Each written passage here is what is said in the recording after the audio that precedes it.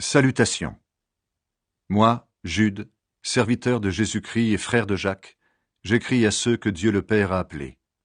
Il les aime et il les garde par Jésus-Christ. Que Dieu vous donne en abondance son pardon, sa paix et son amour.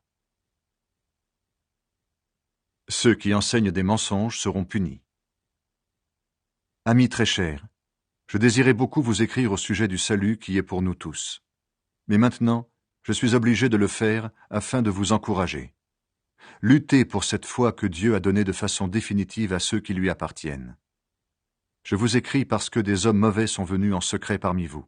Ils tordent le message d'amour de notre Dieu afin de pouvoir se conduire n'importe comment, et ils rejettent Jésus-Christ, notre seul Maître et Seigneur. Depuis longtemps, les livres saints ont annoncé leur punition. Vous connaissez très bien tout ce que je vais vous dire. Pourtant, je veux vous rappeler ceci. Le Seigneur a sauvé son peuple de l'Égypte. Ensuite, il a fait mourir ceux qui n'ont pas voulu croire. Rappelez-vous l'histoire de certains anges. Ils n'ont pas gardé le pouvoir qu'ils avaient, mais ils ont quitté l'endroit où ils étaient. Alors Dieu les garde pour toujours en prison, dans la nuit, en attendant le grand jour du jugement. Rappelez-vous l'histoire de Sodome, de Gomorrhe et des villes voisines. Elles ont fait le mal de la même façon. Leurs habitants se conduisaient de façon immorale et voulaient coucher avec des êtres d'une autre nature. Maintenant, ils sont punis dans un feu qui dure toujours, et ainsi ils servent d'exemple. Au milieu de vous, ces gens mauvais agissent comme les habitants de ces villes. Ils imaginent des choses qui sont fausses. Alors ils suivent les mauvais désirs de leur corps, ils méprisent l'autorité du Seigneur, ils insultent les anges glorieux. Même Michel, le chef des anges, n'a pas fait cela, pourtant il a discuté avec l'esprit du mal au sujet du corps de Moïse. Eh bien, dans cette dispute, il n'a pas osé l'insulter en le jugeant. Il a dit seulement que le Seigneur te punisse. Par contre, ces gens mauvais insultent ce qu'ils ne connaissent pas. Et ce qu'ils savent d'une façon naturelle, comme des animaux sans intelligence, même cela ne sert qu'à les détruire. Quel malheur pour eux! Ils ont suivi le même chemin que Caïn. Ils ont menti pour de l'argent comme Balaam. Ils sont morts parce qu'ils se sont révoltés comme Corée.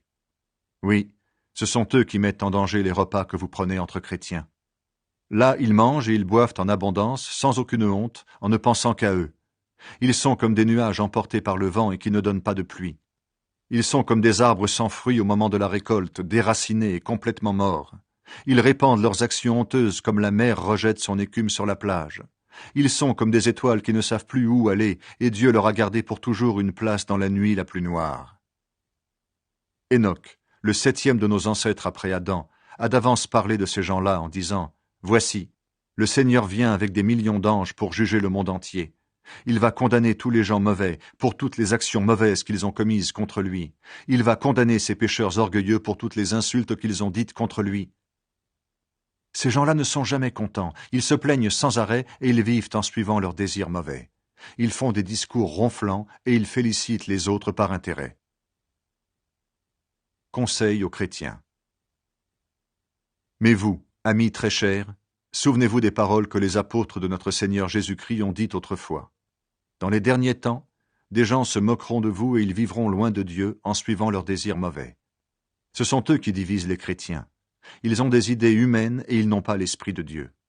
Mais vous, amis très chers, construisez votre vie sur votre foi très sainte. Priez avec l'aide de l'Esprit Saint. Restez dans l'amour de Dieu. Mettez votre confiance en notre Seigneur Jésus-Christ.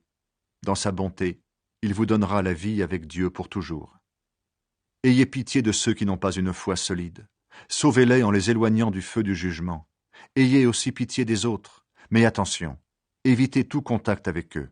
Même leurs habits sont salis par leurs mauvaises actions. Rendre gloire à Dieu. Rendons gloire au Dieu unique qui nous sauve par Jésus-Christ, notre Seigneur.